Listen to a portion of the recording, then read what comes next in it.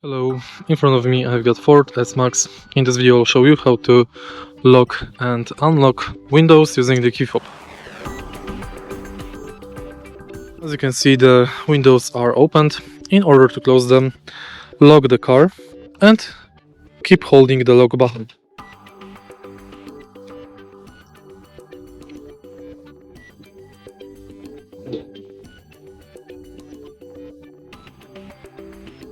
To open them, unlock the car and keep holding the unlock button